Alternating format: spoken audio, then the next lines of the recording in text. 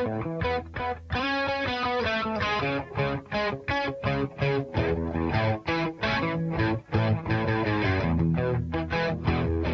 performed a lot of new songs off your album tonight, Vagabond. What is your favorite song to perform? That's a tough question because that's like asking which of your children is your favorite. It differs. It differs because of my things that might be on my mind while I'm on stage, things that have happened throughout the day. So my favorite kind of changes. I've been really enjoying playing Vagabond lately. I think that's been my favorite child for at least the past couple of performances. So the answer to your question is Vagabond. Okay. You seem to have a really positive response to that song. How is the album itself being perceived with your fans and as new fans to you, and as the album itself? How are your new fans? Well, the new fans are obviously responding positively to the new music. The old fans as well are responding positively. It's a natural progression from where I was coming from with the acoustic effort that I was doing for so many years. The new sound is cool because it's a synergy of, it has the aggression of punk rock, but it's kind of laid back. It has lots of tone, and it's very Americana in its way. So it has overtones of country and blues, and I mean, even if you listen to a song like "Train to the End of the World," there's a little bit of that gospel feel into it, and it's because of the influence of the American South has had on me. Again, especially with the acoustic effort and spending so much time down there, and learning about where this music has truly come from and where it originated from, and that's the American South, and blues music and gospel music. That's where American rock and roll came from, and that's where eventually punk came from, and all those influences are really starting to take hold and come out. Okay. I personally noticed that you referenced Peter Steele in your set tonight. I want to send this out to a friend of mine who's no longer here with us. His name is Pete Steele. He's the lead singer of Tetra Negative. It's the anniversary of his death. He's been dead for a few years now. Some super fans know the story, but if you don't know the story of my relationship with Pete Steele, Pete basically, I was teaching him the songs to go out on stage, the first in 1994, 1995 when the Misfits were coming back with the Halloween that they first played. Pete was supposed to sing the songs, and I was standing there teaching him to them, and at one point he turned to everybody, he stopped the practice, he was like, "Why are you making me sing these songs when this kid standing here sings these songs better than anyone standing in this room? This is your singer." And from then forward, I was the lead singer of the Misfits. I owe a lot to Pete. Pete was always there. After that one, I was kind of freaking out, and I didn't know what the hell was going on. I would call Pete, and he would make me laugh. So he was one of the first people that really gave me confidence in this whole 17-year journey that I've been on. And so I'll sing this song for you and for our dearly departed. Thank you all. You played "Crying on a Saturday Night." Did the song have anything to do with the reference, or was that the next song in line? Well, "Crying on Saturday Night's it's a sad song, and has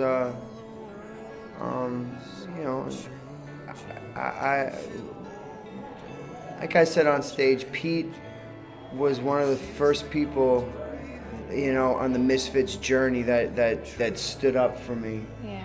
And sort of pulled everybody into reality and said, this kid is really good. Why don't you give him a shot? And for me, Pete Steele was a hero of mine. I mean, I used to go and see him when they would play the circuit, anytime they came through New Jersey.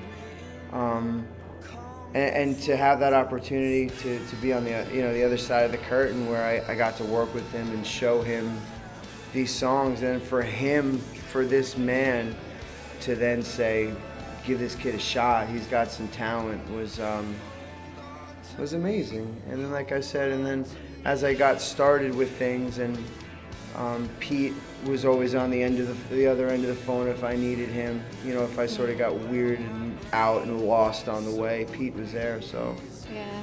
it was really cool. I feel like you could definitely hear that in the song. Yeah. You know, Yeah. even if that's not what the song was about, you could definitely hear that Sure. from the story.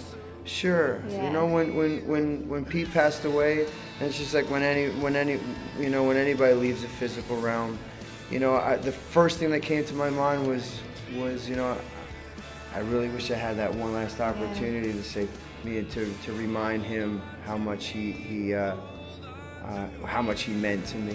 Yeah. But I'd like to think that he knows. I definitely think that he lives through your songs. Sure. Yeah. And I know that you've come to Fresno before doing more acoustic acts than you have with the full band, and this time you've chosen to have a full band. Why did you choose to take all the members of the band and play your songs versus an acoustic act? Well, it's a different vehicle. You know, when you amplify the band, and you know, you have a raging drummer like I do, and you know, you amplify things, you can be taken to a different place. The acoustic performances in that vehicle is as well. It's something different, and you can see that, you know, when the band walks off, and then I sit down and I play. So I need to, and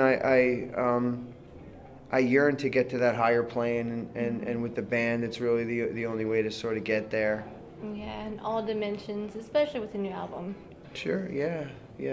Everybody knows that you're with the Misfits. What is your most memorable show that you can think of? With the Misfits? And that's a tough question. There was lots of favorite shows.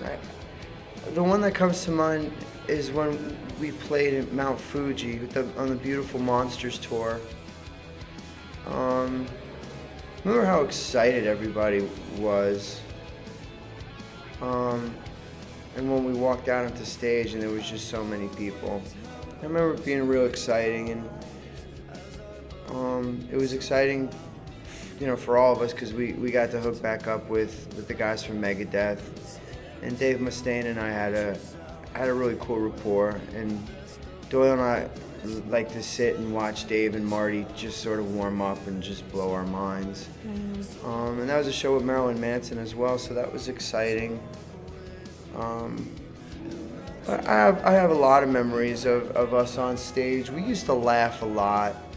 I know there's not too much video footage of those days, but man, we used to just laugh on stage and just have a really awesome time. Right now, the Mount Fuji show sticks out in my mind. Just because it was so much fun, there was so much energy. Yeah, I remember it just felt good. And I remember Doyle and I, like I said, sitting backstage with Dave Mustaine and Marty and watching them warm up, and our minds just being blown. And you know, the amount of people in the Mount Fuji amphitheater is pretty big, and you can see Mount Fuji in the background. And it was just an awesome show to be part of, and it was a really cool vibe. Is it weird to be thinking of that and thinking of your mind being blown, and then being you as a front man and going to all these different shows and thinking that you're doing that for the same type of people, just people that are watching you and having their minds being blown, as you say? It's all very familiar to me. I'm a very introspective person. I not that I leave things behind, but I don't hold on to things in the past. So I've given myself over to this life and its path and its journey. For whatever reasons, this is in this life. This is truly what I'm supposed to be doing, or at least I have faith in that. That's the whole adage where, you know, when people give themselves to God, they just say, all right, whatever is going to be is going to be. This is the path, I guess. And that's what I've sort of done, and it's taken me 14, 15 years to get to that point. I've been doing this for 2 decades, almost 18 years, and just the past couple I said, all right, and that's, I think that's the whole, when you get to that point in the road, that's the old story of the crossroads, and when you meet that man in black, and and I had that moment a few years ago. So, has that changed your performance at all? Kind of sure. coming to that realization? Yeah, sure. Vagabond came out of that. Yeah, it seems like you kind of have a different aspect, but sort of the same, like you're taking from the past and moving forward with it in that album. Yeah, yeah, absolutely. And again, you have to remember, I have children as well. I have 2 children, and I'm married. And so, when I got to that point in my life that I was now bringing children into the world, and I'm living this life as a music man, and I got to the crossroads, and I had a lot of decisions I had to make, which way I wanted to go. So this is kind of an on the surface question, but what made you name the album Vagabond? I was indicating, again, that place where you're sort of in between things.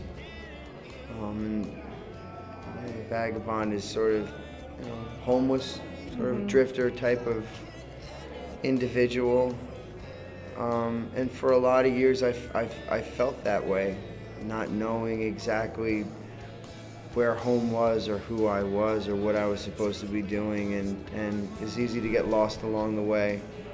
Like I said, I had that epiphany and that moment of standing on the edge of the cliff a few years ago,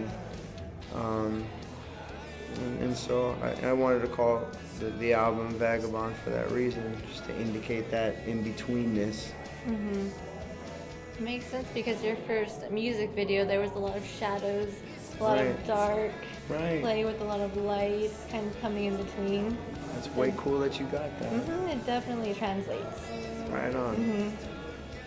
I got the chills. That's awesome. There's one more ridiculous question. None of your questions have been ridiculous. The best interview I've had in a long time. Okay. Somebody wanted me to ask you that you didn't know what Grumpy Cat was. It's true. It's true. I am not a Facebook person. I'm not a YouTube person. I hardly watch TV. I'm a bit of a closet geek. I love to read. I'm not that I'm afraid of all that, but I keep myself unplugged from the Matrix as best I can. So yeah, I didn't know what Grumpy Cat was, but they showed me. Yeah. I know what Grumpy Cat is now. Now you know. She's adorable. She's like this big. You just want to hug her because she's so grumpy. But even if you hug her, she's still grumpy. Exactly. What's wrong with Grumpy Cat? I know you have Vagabond that's just released. Is there anything you have in the works right now? I have an album called Lost Skeleton Returns, and it comes out in June. And that's the monster voice that I have.